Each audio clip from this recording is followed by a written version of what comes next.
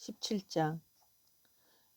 엿새 후 예수께서 케파 베드로와 야고보과 그의 형제 요한을 데리고 따로 높은 산으로 올라가셨습니다. 그들이 지켜볼 때 그분은 변형되기 시작하여 얼굴이 해처럼 빛났고 옷은 빗살처럼 하얗게 되었습니다. 그때 그들은 모세와 엘리야가 그분과 함께 말하는 것을 보았습니다. 케파 베드로가 예수께 말했습니다. 주님, 우리가 여기 있어서 참 좋습니다. 당신께서 원하시면 제가 장막 셋을 세울 텐데 하나는 당신을 위해, 하나는 모세를 위해, 하나는 엘리야를 위해 세우겠습니다. 그가 말하는 동안에 눈부신 구름이 그들을 감쌌고 그 구름에서 한 음성이 들렸습니다. 이는 내가 사랑하는 나의 아들이다. 내가 온전히 기뻐하는 자이니 그의 말을 들어라. 탈미딤 제자들이 이 소리를 듣고 땅에 얼굴을 대고 엎드려 매우 무서워했습니다. 그러나 예수께서 오셔서 그들을 만지며 말씀하셨습니다. 일어나라, 두려워하지 말라. 그래서 그들이 눈을 들고 올려다보니 홀로 계시는 예수만 보였습니다. 그들이 산에서 내려왔을 때 예수께서 그들에게 명령하셨습니다. 인자가 죽은 자 가운데서 다시 살아날 때까지 너희가 보았던 것을 누구에게도 말하지 말라. 탈미딤 제자들이 그분께 물었습니다.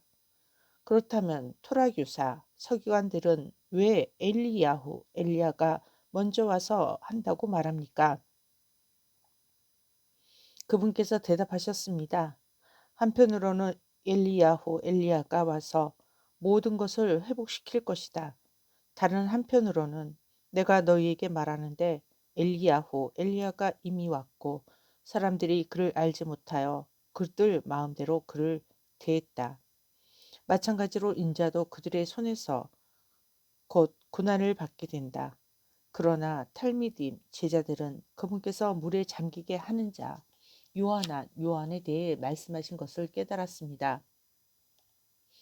예수와 탈미딤이 군중에게 왔을 때 어떤 사람이 예수께 다가와서 그분 앞에 무릎을 꿇고 말했습니다.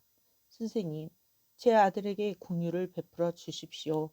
아들은 간질 환자이며 자주 불이나 물에 뛰어듭니다. 선생님의 탈미딤 제자들에게 제 아들을 데려왔으나 고치지 못했습니다. 예수께서 대답하셨습니다. 아무런 믿음도 없이 삐뚤어진 사람들이여, 내가 얼마나 오랫동안 너희와 함께 있어야 하겠느냐? 얼마나 오랫동안 내가 너희를 참아야 하겠느냐? 그를 내게 데려와라. 예수께서 악령을 꾸짖으시자 악령이 아이에게서 나왔고 아이가 그때부터 나았습니다. 그때 탈미딤 제자들이 그분께 가서 은밀히 말했습니다. 우리는 왜 더러운 영을 쫓아내지 못했습니까? 그분께서 말씀하셨습니다. 너희가 그 정도로 작은 믿음을 가졌기 때문이다. 진실로 너희가 겨자씨 하늘만큼이 아주 작은 믿음을 가지고 있다면 이 산을 향해 여기서 저기로 움직여라 하고 말할 수 있을 것이다. 그러면 그것이 움직일 것이다. 실제로 너희에게는 불가능한 일이 없을 것이다. 그들이 갈릴리에서 함께 다닐 때 예수께서 그들에게 말씀하셨습니다. 인자가 팔려 사람들의 손에 넘겨져 죽게 될 것이며 사흘째 되는 날에 살아날 것이다. 그러자 그들은 슬픔으로 가득 찼습니다. 그들이 가버나움에 왔을 때 반 쉐켈 3개를 거두는 사람들이 케파 베드로에게 와서 말했습니다. 당신의 랍비는 성전세를 내지 않으시오. 케파 베드로가 말했습니다. 당연히 내십니다. 그가 집에 도착했을 때 예수께서 먼저 말씀하셨습니다. 시몬아, 너희 견해는 무엇이냐? 세상의 왕들은 관세와 세금을 누구에게 거두느냐? 자기 아들에게서 거두느냐? 아니면 다른 사람에게서 거두느냐? 그가 대답했습니다. 다른 사람들에게서 거둡니다. 예수야께서 말씀하셨습니다. 그렇다면 아들들은 면제된다. 그러나 그들은 화나게 하는 것을 피해야 하니 호수로 가서 낚시를 던져 먼저 올라오는 물고기를 잡아라. 그것의 입을 열면 한 쉐켈 세겔이 있을 것이다. 그것을 가져다가 나와 너를 위해 그들에게 주어라. 18장. 그때 탈미림 제자들이 예수야께 와서 물었습니다. 하늘왕국에서 누가 가장 위대한 자입니까? 그분께서 한 아이를 불러 그들 가운데 세우시고 말씀하셨습니다. 내가 진실로 너희에게 말한다. 너희는 변하여 어린 아이들처럼 되지 않으면 하늘왕국에 들어가지도 못할 것이다.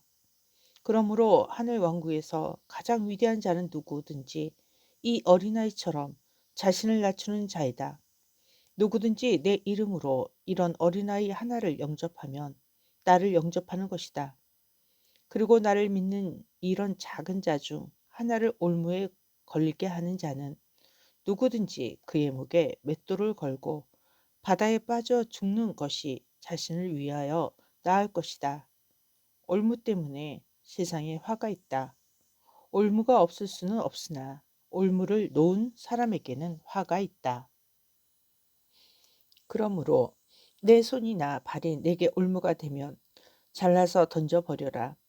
내가 두 손이나 두 발을 유지한 채 영원한 불에 던져지는 것보다 장애인이 되거나 절름발이가 된 채 영원한 생명을 얻는 것이 낫다. 그리고 내 눈이 너를 유혹에 빠뜨리면 빼내어 던져버려라.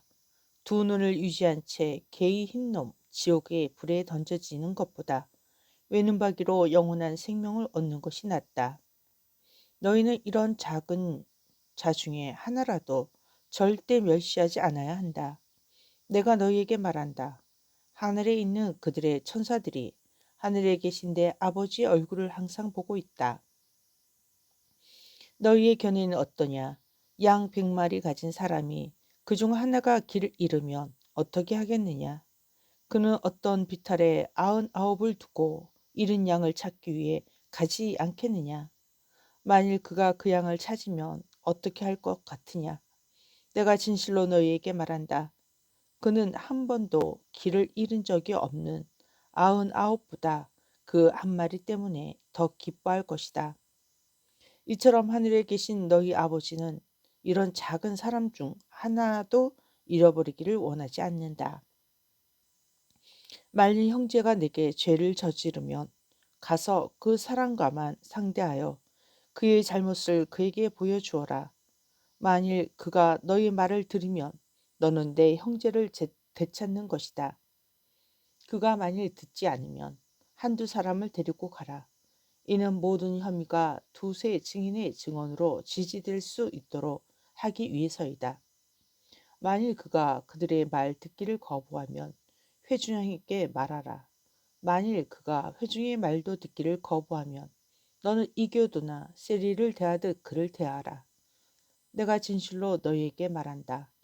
너희가 무엇이든지 땅에서 금하면 하늘에서도 금해질 것이다. 너희가 무엇이든지 땅에서 허용하면 하늘에서도 허용될 것이다. 내가 너희에게 거듭 말한다. 만일 너희 중 두 사람이 이 땅에서 무엇을 합심하여 구하면 하늘에 계신 내 아버지께서 그들을 위해 이루어지게 하실 것이다. 참으로 두세 사람이 내 이름으로 모인 곳은 어디든지 나도 그들과 함께 그곳에 있다. 그때 케파 베드로가 와서 그분께 말했습니다. 라비어, 형제가 제게 얼마나 자주 죄를 지을 수 있으며 제가 얼마나 용서해 주어야 합니까? 7번까지 용서해야 합니까? 예수야께서 대답하셨습니다. 아니다. 7번이 아니라 7번씩 70번이다. 이 때문에 하늘왕국은 자신의 보좌관들과 함께 결산하기로 정한 어떤 왕에 비유될 수 있다. 그들은 즉시 왕에게 수백만을 빚진 사람을 데리고 왔다. 그리고 그가 빚을 갚을 수 없으므로 주인이 그와 그의 아내와 자녀들과 모든 소유를 팔아서 빚을 갚도록 명령했다. 그러자 그 종이 그 앞에 엎드려 참아주시면 제가 모든 것을 갚겠습니다. 라고 간절히 요청했다. 그래서 주인이 불쌍히 여겨 그를 놓아주고 빚을 면제해 주었다. 그 종이 나가서 그에게 아주 적은 금액을 빚진 동료 한 명과 마주쳤다. 그가 동료 종을 붙잡아 목을 조르며 내게 빚진 것을 갚아라 하고 고함쳤다. 동료 종은 그 앞에 엎드려 참아주면 내가 갚겠소 라고 간청했다. 그러나 그는 거절했고 빚을 갚을 때까지 그를 감옥에 가두었다. 다른 종들이 일어나 이를 보고 심히 괴로워하여 자신들의 주인에게 일어난 모든 것을 말했다. 그러자 주인이 그 종을 불러들여 말했다. 너는 악한 종이다. 나는 내가 빚을 탕감해 달라고 간청해서 모든 빚을 탕감해 주었다. 내가 너를 불쌍히 여겼던 것처럼 너도 동료 종을 불쌍히 여겨야 하지 않느냐. 분노한 주인은 그가 빚진 모든 것을 갚을 때까지 처벌하도록 교도관들에게 넘겨주었다. 너희가 각각 마음으로부터 형제를 용서하지 않으면 하늘에 계신 내 아버지께서 너희를 이렇게 대하실 것이다.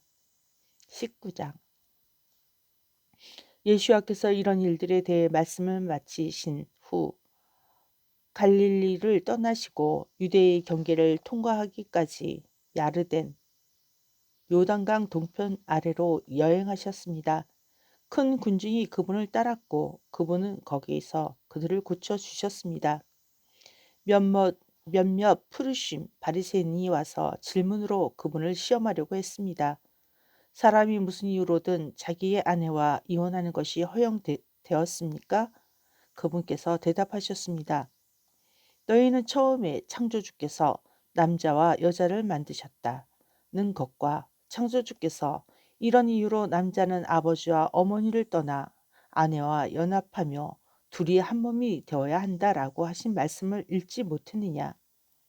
그러므로 그들은 더는 둘이 아니라 하나다. 그러므로 누구도 하나님께서 하나가 되게 하신 것을 나눠서는 안 된다. 그들이 그분께 말했습니다. 그렇다면 왜 모세는 사람이 게트 이혼 증서를 자기 아내에게 주고 그녀와 이혼하라는 계명을 주었습니까? 그분께서 대답하셨습니다. 모세는 너희의 마음이 그토록 완고하기에 아내와 이혼하는 것을 허락했으나 이것이 처음부터 그랬던 것은 아니다. 내가 너희에게 말한다. 성적 부도덕의 이유를 제외하고 누구든지 아내를 버리고 다른 여자와 결혼하는 것은 간음을 저지르는 것이다. 탈미dim 제자들이 그분께 말했습니다. 만일 남편과 아내의 관계가 그런 것이라면 결혼하지 않는 것이 낫겠습니다. 그분께서 그들에게 말씀하셨습니다.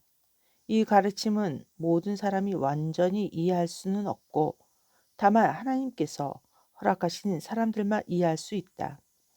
참으로 남자들이 결혼하지 않는 다른 이유들이 있다. 어떤 사람은 성욕 없이 태어났기 때문에, 어떤 사람은 거세되었기 때문에, 어떤 사람은 하늘 왕국을 위하여 결혼을 포기했기 때문이다. 누구든지 이것을 완전히 이해할 수 있거든 그렇게 하라. 그때 사람들이 손을 얹어 기도해 주시기를 바라며 어린아이들을 그분께 데려왔지만 탈미딤 제자들은 어린아이들을 데려온 사람들을 꾸짖었습니다. 그러나 예수께서 말씀하셨습니다. 어린아이들이 내게 오는 것을 막지 말라. 하늘 왕국은 이런 자들에게 속하기 때문이다. 그런 다음 그들 위에 손을 얹어 기도하시고 그분의 길을 가셨습니다. 한 사람이 예수께 다가와 말했습니다. 랍비여, 제가 영원한 생명을 얻으려면 어떤 선한 일을 해야 합니까? 내가 왜 내게 선한 일을 대해 묻느냐? 선하신 분은 한 분이시다. 그러나 내가 영원한 생명을 얻고 싶으면 미츠보트 계명들을 지켜라. 그 사람이 물었습니다. 어떤 것들입니까?